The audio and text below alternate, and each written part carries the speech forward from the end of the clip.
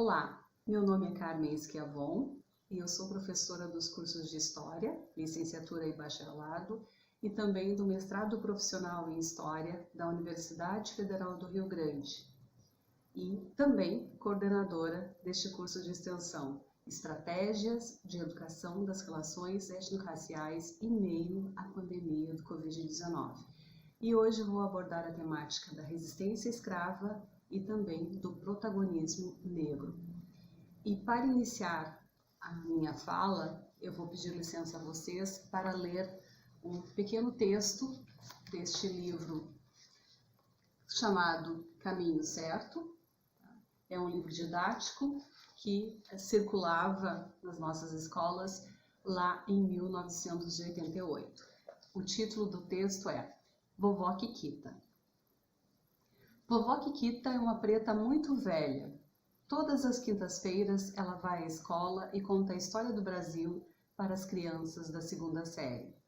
No dia 13 de maio, ela contou este pedacinho. Crianças, já faz muito tempo que essa história aconteceu. O Brasil precisava de homens para trabalhar na agricultura. Então, mandou buscá-los longe, bem longe daqui, lá na África. Mas nem todos os brasileiros tratavam bem os negros que vinham da África. Fizeram deles seus escravos. Foi uma vergonha e uma tristeza muito grande. E como sofriam os pobres negros? Trabalhavam muito, comiam mal, dormiam mal e ainda apanhavam. Passaram-se muitos e muitos anos, até que no dia 13 de maio de 1888, uma princesa muito boa, chamada Isabel, assinou uma lei. Essa lei que todos conhecem por Lei Áurea, isto é, a Lei de Ouro, a qual libertou todos os pretos do Brasil. E a partir dessa data, nenhum negro poderia ser escravo aqui na nossa terra. Para comemorar a assinatura da Lei Áurea, houve uma grande festa e o Papa mandou uma rosa de ouro para a querida princesa Isabel. A partir do texto da vovó Quiquita, é possível tecer algumas reflexões, e eu vou chamar a atenção em especial para uma. O texto menciona, no dia 13 de maio de 1888, uma princesa muito boa. Isso vai ao encontro da perspectiva da princesa Isabel como a redentora dos escravos no Brasil. E, por outro lado, ao fazer isso, também minimiza e muito a participação negra neste processo, no processo de abolição da escravatura no Brasil. Além de outros pontos, como, por exemplo, o Brasil precisava de homens para trabalhar na agricultura e mandou vir lá da África, né? Parece que eles vieram por vontade própria, ou parece que eles foram convidados a virem para o Brasil, quando na verdade eles foram transmigrados, eles foram trazidos à força, independente da sua vontade. Mas o ponto que eu quero mais chamar a atenção é exatamente esse, né? A questão da negação, da atuação da população negra no processo abolicionista. Até bem pouco tempo, a historiografia tradicional simplesmente rechaçava a participação da população negra no processo abolicionista. Não raros os casos, não raras as vezes, em que isto era tido como única e exclusivamente uma obra da princesa Isabel, quando na verdade a gente sabe, a gente tem pesquisas que comprovam que a população negra sempre que possível se organizou, e ela se organizou das formas mais variadas possíveis, seja através de revoltas, seja através do suicídio, do homicídio, da formação de quilombos, ou seja, os escravizados no Brasil se utilizaram de inúmeras estratégias para resistir à escravidão que lhe foi imposta. Aliás, outra pecha que também vigorou durante muito tempo foi exatamente essa. Muitos historiadores, muitos estudiosos, ditos estudiosos do tema, né, apontavam que a escravidão aconteceu no Brasil por tanto tempo exatamente porque a população negra não se rebelava, porque a população negra assistia à imposição da escravidão de braços cruzados, o que é uma falácia, o que não é verdade. A população, sempre que possível, resistiu à escravidão. E eu vou falar algumas formas de resistência, né? A primeira delas, talvez a mais conhecida, mais difundida nos livros didáticos, é a fuga, né? A fuga ela pode ser individual ou coletiva. Individual, quando o sujeito, que inclusive no sistema escravista nem era visto como cidadão, não tinha esse caráter, né? Não era visto dessa forma conceitual, quando o escravo fugia e burlava a vigilância que existia sobre ele, né? A coletiva, quando ela implicava em um número maior de pessoas, né? Durante o período colonial e imperial, foi bem mais comum as fugas individuais. Já no século XIX, nós temos a ocorrência de fugas coletivas em um número bem maior, principalmente na década de 80, no movimento que a gente conhece bastante como o movimento dos Caifases, né? Que conta inclusive com o apoio de abolicionistas e de vários setores da sociedade brasileira, né? Então a gente tem fazendas inteiras, por exemplo, que terão seus escravos evadidos do trabalho. E um outro ponto bastante importante também para falar da fuga é o aspecto de negociação. Existiam fugas que a gente chama de temporárias, fugas em que o indivíduo, o escravo, fugia, passavam-se 2, 3 dias, ele retornava. E aí, ao retornar, ele poderia negociar com seu proprietário, haja vista que houve investimento na sua aquisição, né? E essas negociações normalmente implicavam em uma melhor alimentação, melhoria de trato. Então a historiografia chama de fugas de negociação, que são temporárias, mas a imensa maioria delas se davam em busca da liberdade. Inclusive aqui no Rio Grande do Sul, mais especificamente na cidade do Rio Grande, nós temos muitas fugas no século XIX que ocorrem e que têm em vista a obtenção da liberdade no Uruguai, haja vista que lá não existia mais escravidão, então ao fugir para um outro país, lá eles seriam considerados livres. Inclusive o governo brasileiro escreve para o governo uruguaio reclamando exatamente sobre isso, né, do número de escravos que fugiam daqui e iam para lá e que eram acolhidos no território uruguaio, né. Outro tipo de resistência que a gente conhece, que a gente chama de resistência cotidiana, que se dá no dia a dia, pode ser o corpo mole ao trabalho. O que era o corpo mole ao trabalho? Corpo mole ao trabalho significava sabotagem da produção, sabotagem em ferramentas de trabalho, ou simplesmente dizer que estava passando mal, que estava sentindo algum problema, alguma doença, e que com isso não poderia render, não poderia trabalhar da mesma forma, do mesmo modo que antes trabalhava, né? Outras formas de resistência que a gente trabalha, que a gente conhece, né? O próprio suicídio. O suicídio normalmente acontecia por afogamento, enforcamento ou até mesmo envenenamento. E ele significa o ápice, né, da resistência escravista. O indivíduo chega ao ponto de tirar a sua própria vida para não fazer parte do sistema escravista. Outra categoria de resistência à escravidão é a formação de quilombos. E o mais conhecido de todos eles é o Quilombo de Palmares, lá do século XVII. No entanto, nós aqui na nossa região também temos o Quilombo do Negro Lucas, que é do século XIX, no ano de 1833, até o jornal O Noticiador traz uma reportagem que dá conta da existência desse quilombo e também nos mostra que ele durou durante mais de 10 anos. Ele existiu lá na Ilha dos Marinheiros.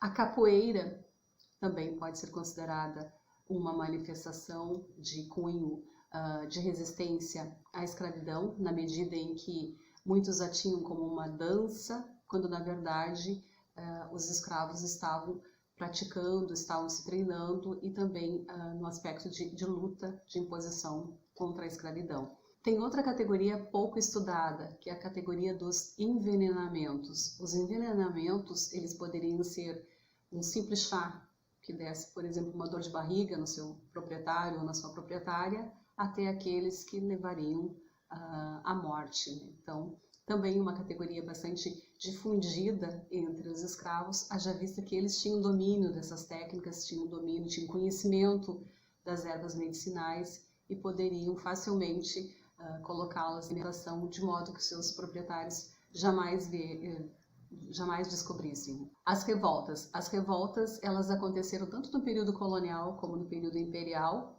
e elas abrangeram, obviamente, um número maior de escravos, né?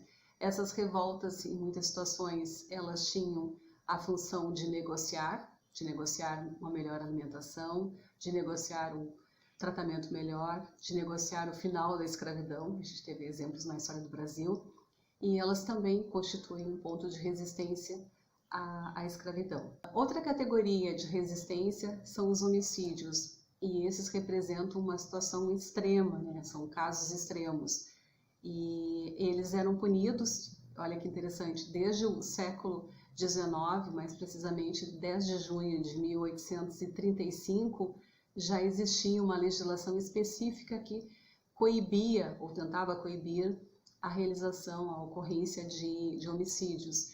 E essa tentativa de homicídio, se caso ela não fosse efetivada, normalmente ela rendia punições como açoites em praças públicas, ou, no caso, se ela fosse efetivada, até mesmo a morte ao quem a praticasse, né? E aí a gente pode pensar assim, com uma severidade tão grande, uma punição tão grande aos assassinatos, os escravos não cometiam homicídios, e é um ledo engano. De forma alguma isso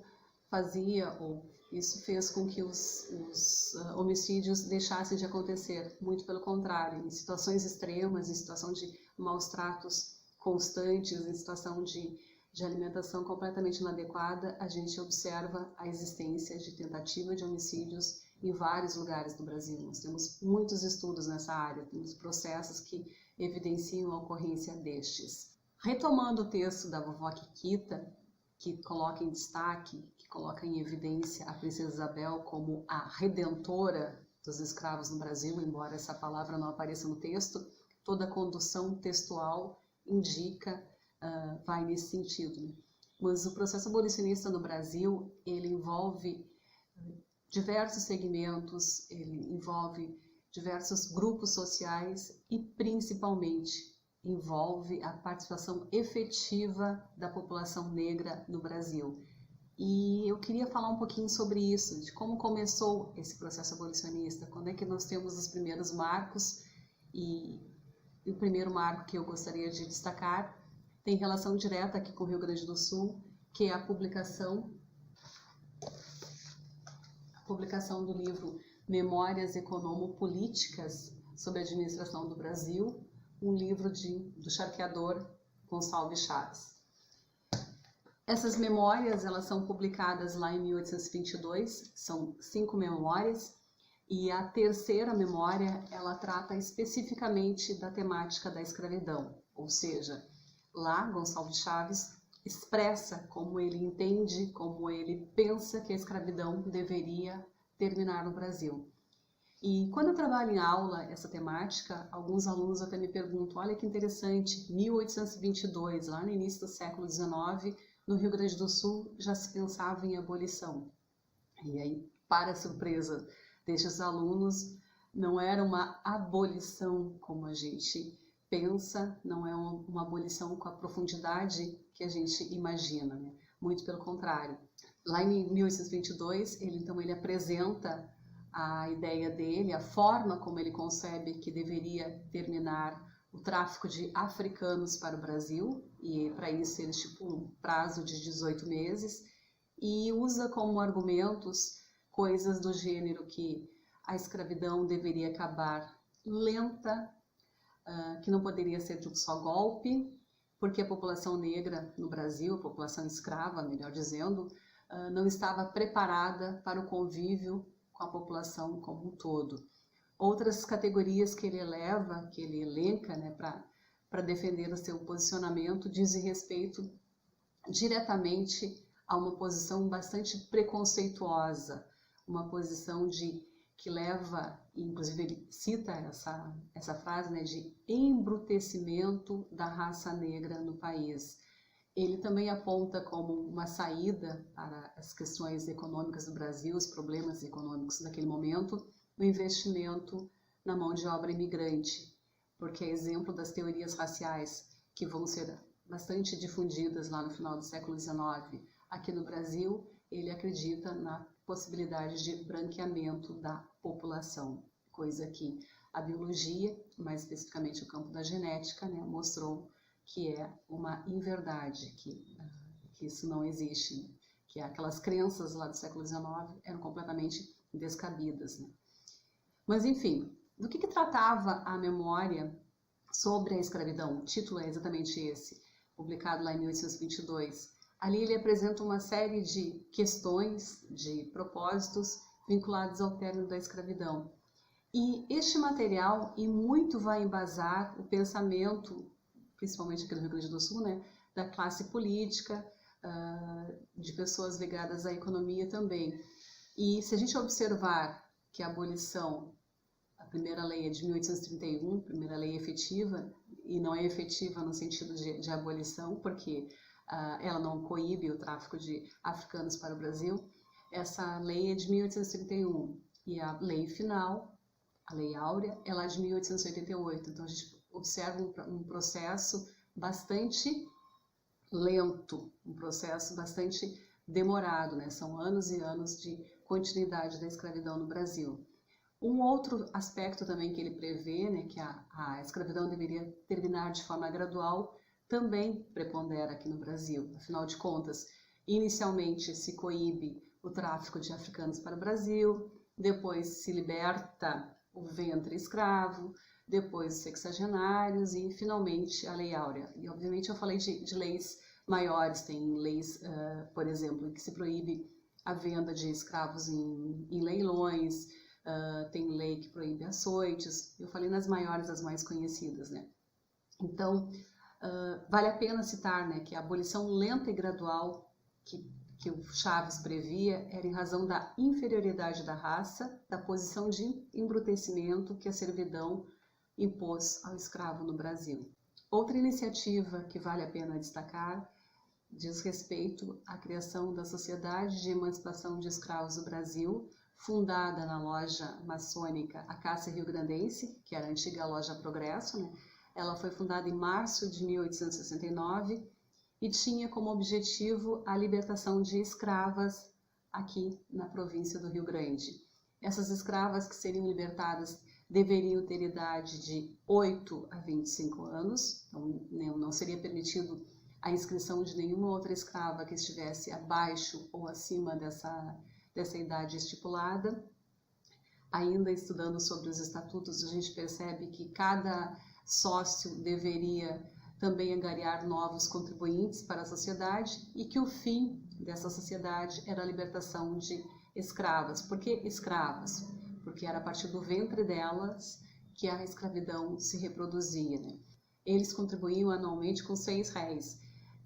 Estes R$6 se somava ao valor para compra, né, para aquisição de uma alforria, e a escrava que quisesse participar desse sorteio, que quisesse ter o seu nome escrito, ela deveria pagar uma inscrição de R$5, né? E aí é interessante a gente observar, cada sócio anualmente contribui com 6, e a escrava, para participar, ela contribui com 5.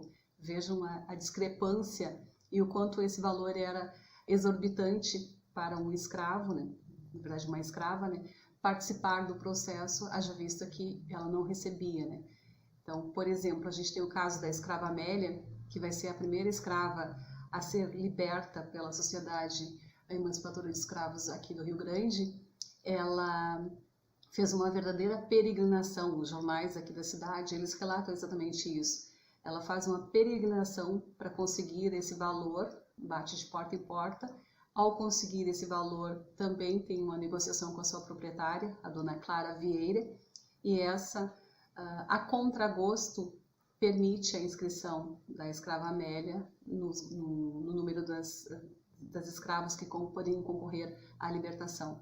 Como eu falei, a sociedade ela é fundada em março de 1869 e em setembro deste mesmo ano é feito o primeiro sorteio para a libertação de uma escrava, já vista que a sociedade já tinha recursos suficientes para a compra de uma liberdade, de uma carta de alforria.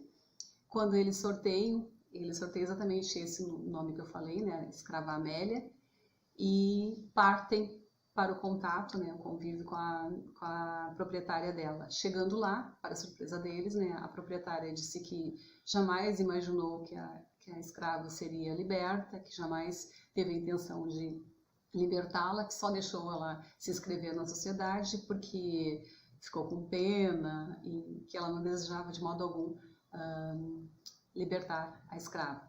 Diante dessa negativa, o que eles fazem? Eles voltam para a sessão, fazem um novo sorteio e, para a surpresa de todos, né, o nome dela tinha sido reposto na urna, novamente sai o número da escrava Amélia, né?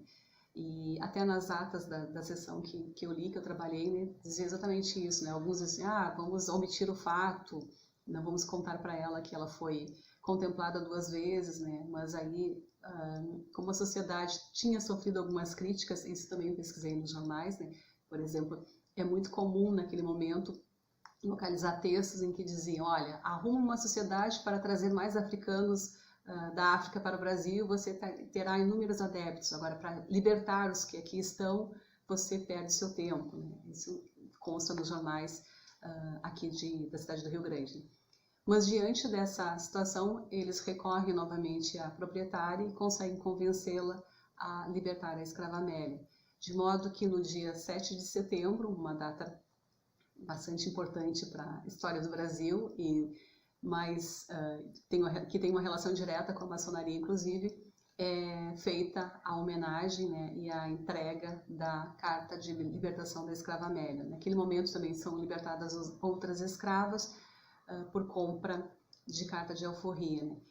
E com relação ainda a instituições aqui na cidade do Rio Grande, vale destacar o Clube Abolicionista Internacional 14 de Julho, que ele foi fundado em 9 de setembro de 1883, e aí a gente deu um salto, né? Nós saímos do ano de 1869. Aliás, eu esqueci de comentar quando é que termina essa sociedade, né? A gente tem notícias dela lá em 1869. Ela deixa de existir em seguida porque a lei do ventre livre, lei de setembro de 1871, ela liberta o ventre livre, ou seja, a partir daquela data não nascem mais escravos no Brasil. A gente sabe que não é bem assim, sabemos, por exemplo, que inúmeros proprietários burlam essa data de nascimento, né, colocam como período anterior para continuar com seus escravos, né? Mas não é esse ponto que a gente vai discutir agora nesse momento, né? Então, quando é aprovada a lei do ventre livre, a sociedade deixa de existir, porque, teoricamente, ela dá conta daquilo que era o grande propósito da sociedade de emancipação dos escravos aqui em Rio Grande.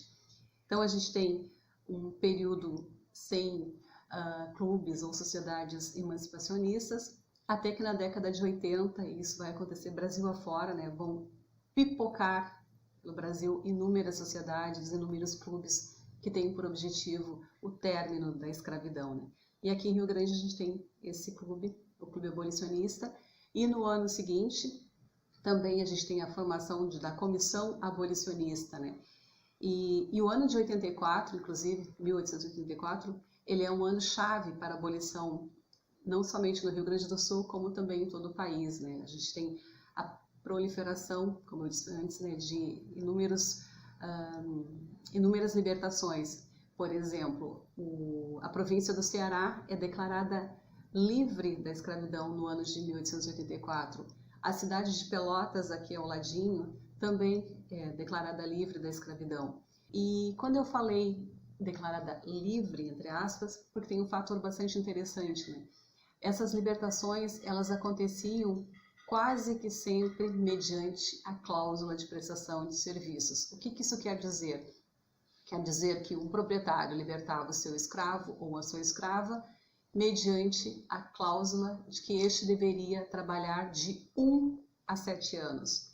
O que normalmente acontecia? Aqueles escravos que tinham uma idade mais avançada, eles recebiam essa cláusula normalmente de 1 ano, 2 anos. Aqueles escravos que eram mais jovens, quase sempre as cláusulas implicavam em 6 ou 7 anos de continuidade do trabalho para o seu proprietário.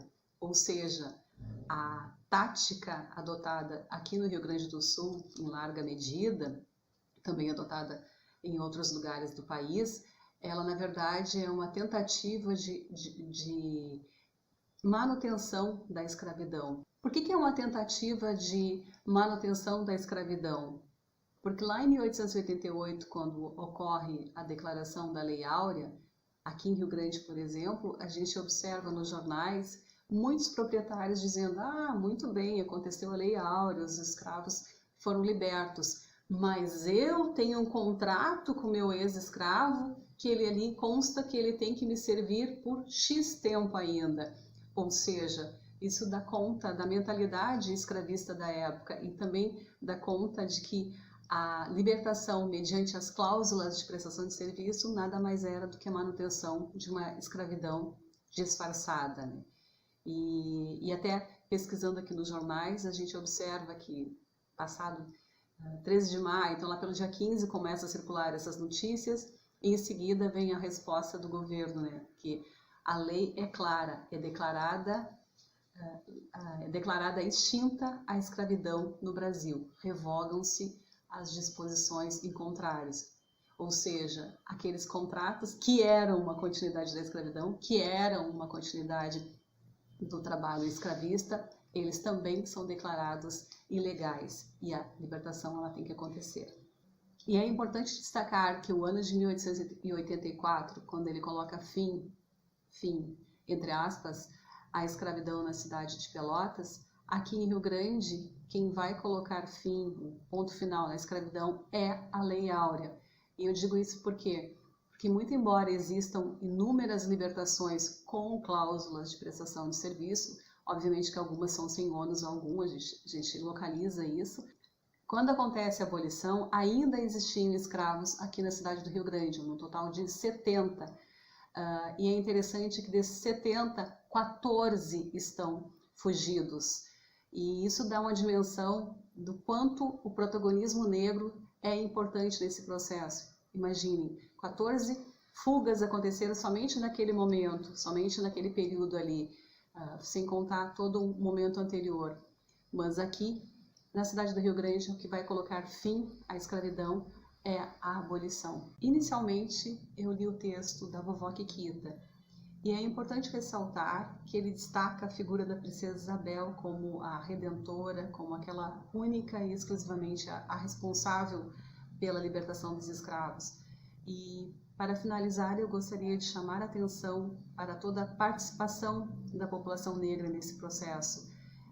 A população negra é mais do que protagonista, ela foi o alicerce desse processo, seja fugindo, seja se rebelando, seja praticando assassinatos, seja o próprio suicídio, formando quilombos, de diversas formas a população negra participou desse processo. E isso muito pouco consta nos livros didáticos. Exemplo do livro que a gente começou abordando o assunto. Isso precisa ser resgatado, isso precisa ser evidenciado, como a participação de negros escravizados aqui ou negros livres também contribuíram no sentido da instrução, na formação de jornais, na publicação de jornais, em campanhas educativas. Então, quando a gente trabalha com essa temática, a gente tem que colocar em evidência todo o protagonismo negro. E fazendo assim, a gente faz com que a princesa Isabel deixe de entrar para a história como uma princesa muito boa, como ali constava, quando na verdade a gente vai dar nome aos verdadeiros protagonistas do processo de emancipação da libertação escrava no Brasil. E para finalizar essa breve fala sobre o protagonismo negro e também sobre o processo abolicionista no Brasil, eu gostaria de agradecer a participação de vocês. Também quero agradecer o envio das atividades, as contribuições que vocês têm dado ao nosso curso e eu me coloco à disposição para eventuais dúvidas, para eventuais esclarecimentos, e reforço também que quem porventura ainda não conseguiu enviar uma ou outra atividade, que há tempo para isso, é só encaminhar, colocar ali na plataforma que nós estamos recebendo e lendo o material que vocês estão produzindo. Uma boa noite a todos, muito obrigada.